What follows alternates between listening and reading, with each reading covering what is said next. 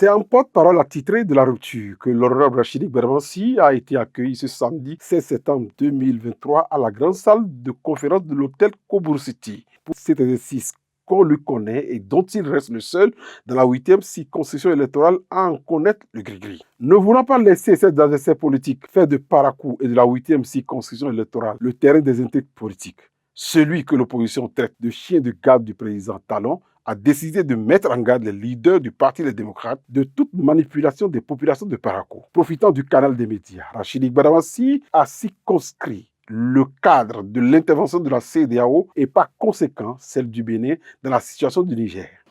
Une intervention militaire au Niger pour déloger les putschistes, usurpateurs du pouvoir d'État au Niger, n'est que la dernière option dont la CEDEAO a évoquée. L'éventualité après l'épuisement de toutes les options diplomatiques et politiques. Il n'a jamais été question d'une guerre Bénin-Niger. La solidarité exprimée et affichée par le chef de l'État, son Excellence, le président Patrice Talon, sur toutes les positions de la CEDEAO sur la situation au Niger, prouve tout simplement que le président Patrice Talon est un homme d'État responsable, crédible, respectueux des engagements sous-régionaux et internationaux auxquels notre pays a souscrit et des conventions dont il est signataire. Je voudrais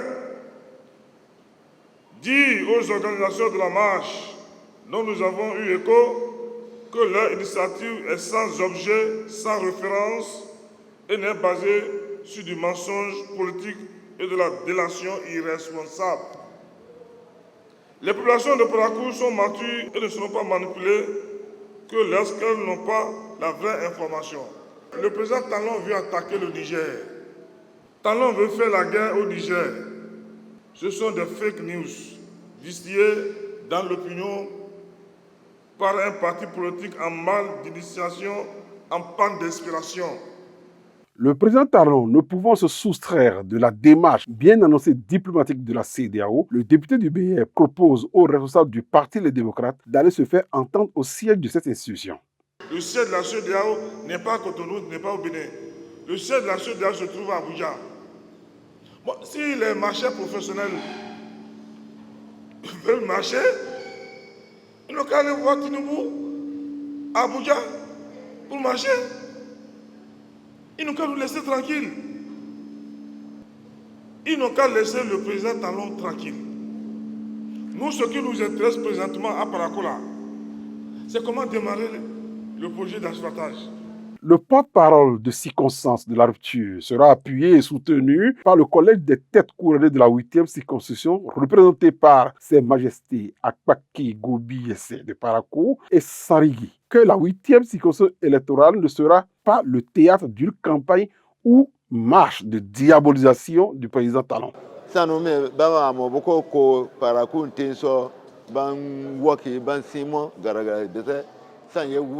La marche qu'ils disent vouloir faire à Parakou, nous ne la voulons pas.